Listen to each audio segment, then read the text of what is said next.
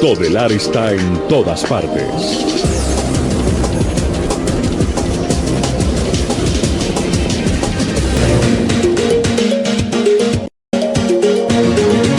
Todelar Noticias con Mario López, Úrsula Levy, Julián Escobar, Paola Vargas, Carlos Mario Arango, Marcos Pekel y Carlos García. Director, Edgar Artunduaga.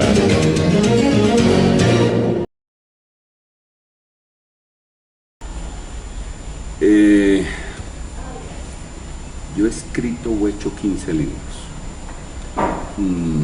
El primero lo hice hace muchos años porque escribí unos reportajes para Magazine al Día, que era la competencia de cromos, y lo dirigía Elvira Mendoza, hermana de Plinio Apuleyo Mendoza. Escribí unos artículos diciendo cómo escribía Carlos Lleras Restrepo, es decir, el proceso, el mecánico de escribir, si por la mañana, si por la tarde, si por la noche, si en pijama, si... Bueno, cómo escribía Humberto Martínez, cómo escribía el maestro Carranza, cómo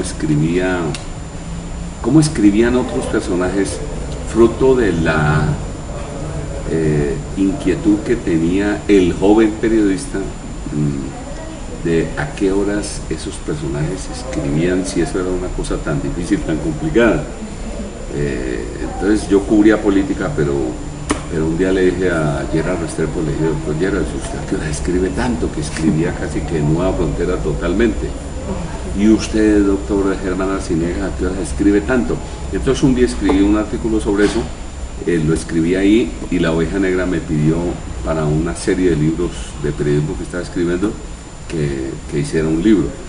Y tan joven en ese momento, debía tener 20 y tantos años, me emocioné, o el ego me saltó.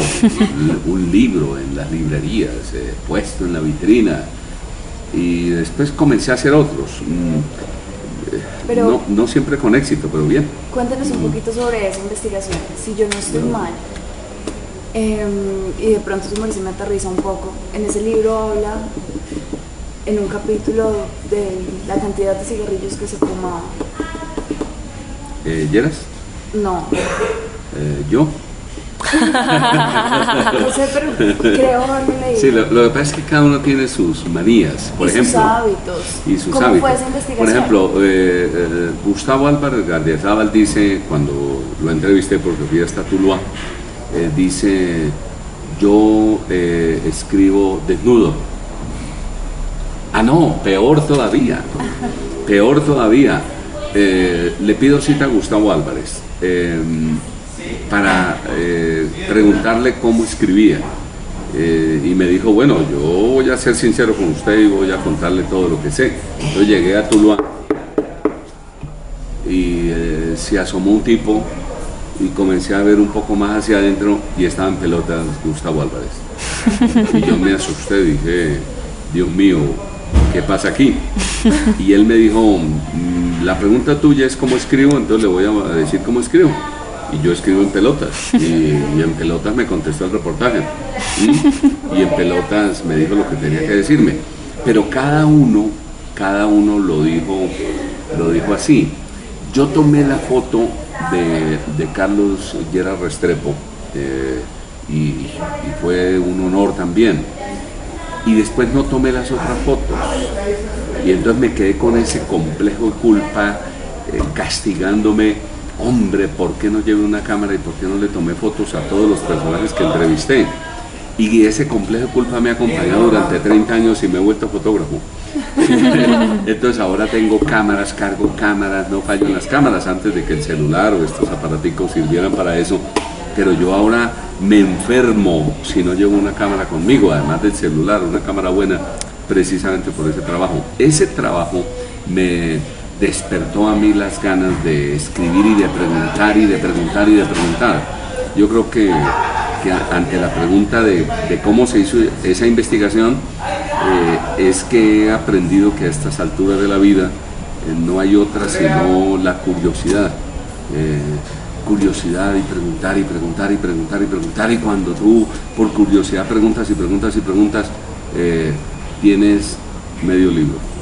Es verdad. Después tienes que organizarlo. Edgar, ¿qué enseñanzas le dejó su paso por el Congreso de la República?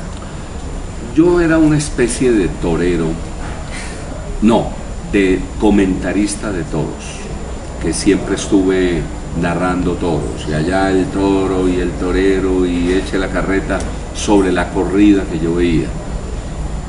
Y decía, sería bueno un día estar allá abajo, toreando, pero nunca se me presentaba la oportunidad ni nunca la veía posible. Pero en el gobierno de Pastrana, estando en la Luciérnaga, hubo un choque tan fuerte que Caracol y el gobierno me quisieron sacar del país y me dijeron, le ofrecemos un año sabático en España, con el mismo sueldo que tiene en Caracol, que eran casi 30 millones de pesos. Y dije yo, ¿y las deudas? Me dijeron, no, no te preocupes por eso, no hay ningún problema. Y terminé diciéndoles, a mí me gustaría ir a España a mirar dónde voy a vivir porque me llevo mi familia. Y a los dos, no, ese mismo día me dieron pasajes y viáticos para ir yo a donde iba a vivir, y a los 2 días ya estaba montado en un avión.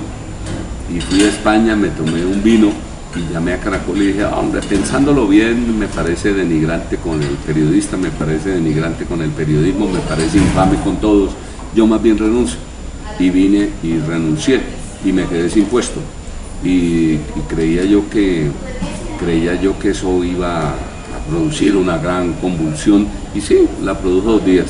Al tercer día yo miraba el teléfono y ya no sonaba, al tercer día yo invitaba a almorzar a alguien y ya no me aceptaba, y al tercer día yo era un desempleado encerrado en mi oficina.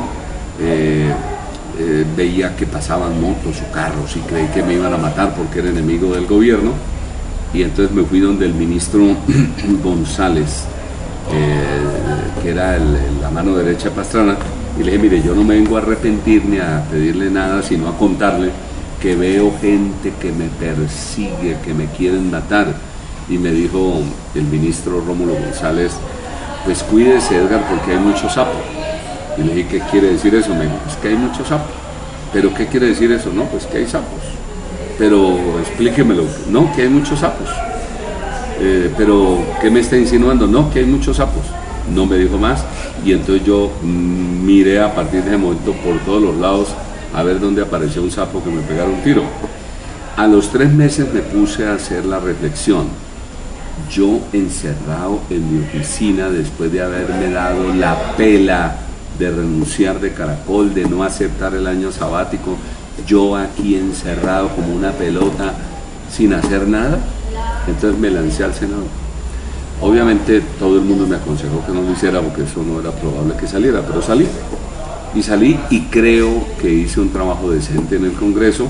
Primero porque no salí como ladrón, segundo porque fui presidente de la Comisión Sexta del Senado, fui vicepresidente general del Senado, fui antiuribista en momentos en que el Congreso y el país era uribista, es decir, no hice el pacto de sumisión, que es el que el Congreso de la República tiene con el presidente de turno, es un apéndice del Congreso del Ejecutivo. Obviamente que resistía a propuestas burocráticas y de apoyo de todo tipo, y creo que la experiencia fue buena desde el punto de vista del periodista, que conoció cómo es el monstruo por dentro, y eso me ha servido para todo, absolutamente para todo. Pues por lo menos que se mantenga. Es casi imposible, es casi imposible. Es decir, usted puede terminar muerto, que es la más fácil. Usted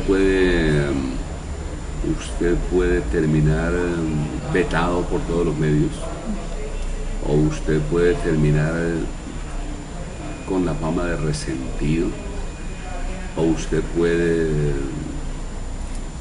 recibir las puertas aquí por todo. Mejor dicho, se necesita mucho valor civil y mucha fuerza espiritual para seguir en la lucha. Ahora, hay de casos a casos. Por ejemplo, si usted llega a ser Daniel Coronel y escribir en Semana, Entonces seguramente lo protegen, usted escribe en semana, lo que diga usted es un berraco y lo elogian y lo condecoran y lo exaltan. Pero si usted no llega a ser Daniel Coronel y usted no llega a escribir en un medio importante, pues usted es el zarrapastroso, resentido, incómodo y posiblemente puede morir de hambre. Yo me acerco mucho a eso. Yo me acerco mucho a eso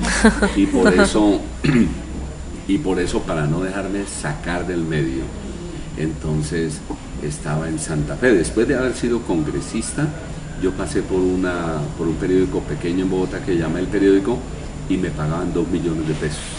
Yo me ganaba 30 millones de pesos en Caracol. Y después de estar con 30 millones de pesos en Caracol, alguien dice, no, es que se fue al Congreso. No, allá me ganaba 15, o sea que comencé a perder plata. Ahora, hay quienes dicen, no, pero es que las otras gabelas del Congreso, sí, el que llega a robar o a hacer negocio, pues eso puede ser gabela, pero el tipo que no llega a robar, yo tenía una emisora y tuve que venderla para pagar las deudas que me dejaba la política. Entonces, cuando alguien me dice a mí, hombre, ¿y por qué no vuelve a la política? Y digo yo, no, muchas gracias. Primero me echan en la casa, ¿sí? Y segundo, si usted es bien honesto y cada cosa la piensa 2 veces y dice, yo no me puedo meter en problemas, económicamente no es fácil eso. Estando inmerso en el mundo de la política, ¿cómo termina siendo director de las noticias de Todelar? Yo había sido director de Todelar hace 27 años. Yo he ido y he vuelto en casi todo. Fui director de Radio Santa Fe 4 veces. Estuve en Caracol una vez y luego volví otra vez. Fui director de Todelar y volví otra vez. A mí no me ven con buenos ojos en Caracol, porque de Caracol terminé diciendo hasta luego. Estando en el Congreso, un día me llamó el doctor Ardila Lule a hacerme un reclamo por un proyecto que yo estaba liderando en el Congreso contra los monopolios. Yo decía, hombre, el problema es que alguien es dueño de televisión, de radio, de prensa, es dueño de todo. Las frecuencias son del Estado, ¿por qué no le dan a unos televisión y a otros radio? Pero alguien tiene que ser dueño de todo, dueño de RCN Televisión, dueño de RCN Radio, dueño de revistas y periódicos, dueño. Ahora, si usted monta una empresa particular, eso es asunto suyo, pero con frecuencias del Estado, eso es distinto, debería ser más democrático, dije yo tímidamente en el Congreso. Me llamó el doctor Ardila, me reclamó del tema y después supe que estaba vetado de por vida en RCN por haberme atrevido a pensar o a hablar de ese tema. Meterse con los monopolios, meterse con los grandes cuesta. Yo lo siento ya no por mí, ya estoy jugado y así he sido toda la vida. Lo siento por mis hijos, que un día van a decir yo soy Artunduaga y dicen miércoles Artunduaga. Que ese era el problema en Caracol, ¿qué hacemos con Artunduaga? Y entonces un día se les ocurrió la genial idea, saquémoslo del país un año, y yo me les devolví. Entonces los hijos pagan las consecuencias de eso y ojalá los míos se dediquen a cosas distintas del periodismo y de la política. ¿Cómo considera Todelar en este momento? Todelar es un medio muy independiente, antes y ahora, por una cosa que le escuché a don Bernardo Tobón, es que Todelar es solo radio. Primero, segundo, no vendemos gaseosas, no vendemos cervezas, no somos empresa de aviación, no tenemos otros intereses. Eso ya una independencia. Pero después hubo algo que yo no entendía y ahora estoy entendiendo más. El manejo tacaño de Todelar, que a algunos nos irrita, cómo es posible que le paguen a uno tan mal, cómo es posible, ha salvado a Todelar. Es decir, Todelar paga poquito, pero defiende la independencia. Todelar paga poquito, pero no se compromete ni vende la conciencia. Todelar paga poquito, pero le da a los periodistas la libertad de actuar como crean en defensa de la verdad. Eso ya de viejo lo estoy entendiendo. Hace 30 años le decía yo a don Bernardo, pero mire que la competencia. Y me dijo el viejo, don Bernardo, perdón, me dijo, al paso que va Caracol ya no será Caracol de sus dueños.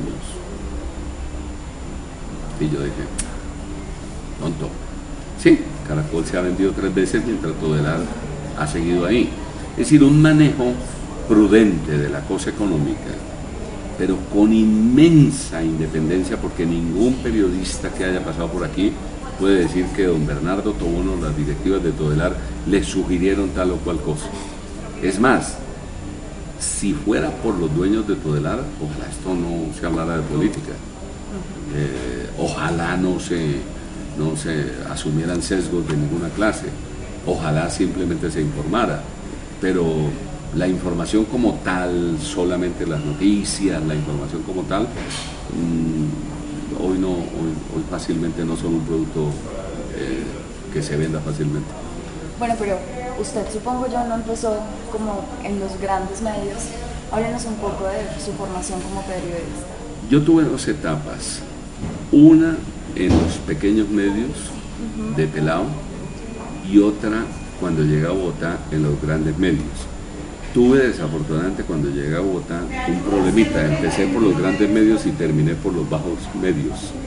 El cuento es este, yo soy empírico, quería hacer un programa de radio en Pitalito cuando tenía 14 años, mi pueblo, y me dijeron que sonaba muy feo.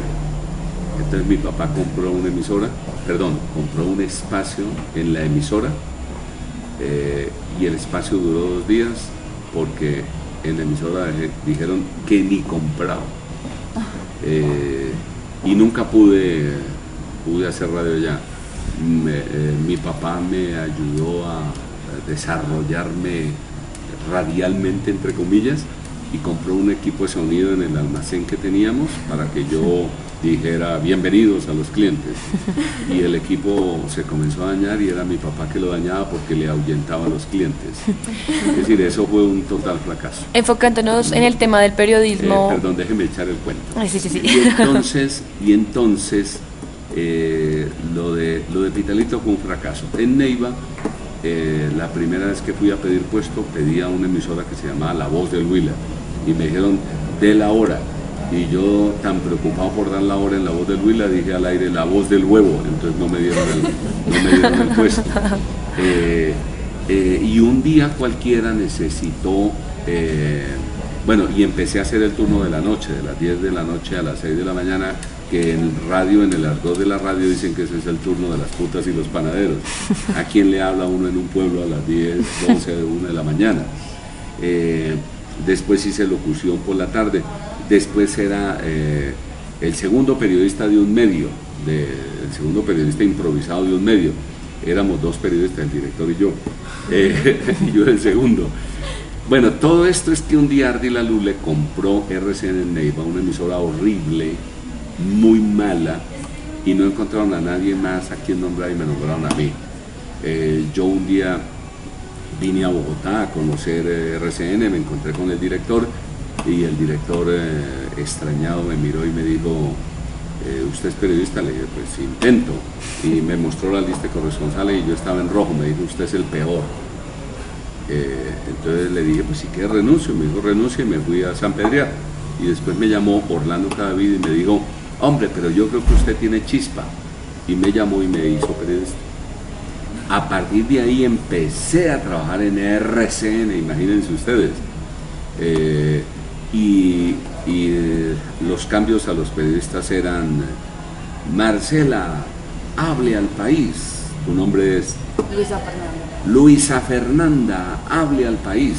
Y mis compañeros se inventaron que el cambio para mí era Artunduaga, habla y la caga, porque el susto era tanto cuando me daban cambio, ¿sí?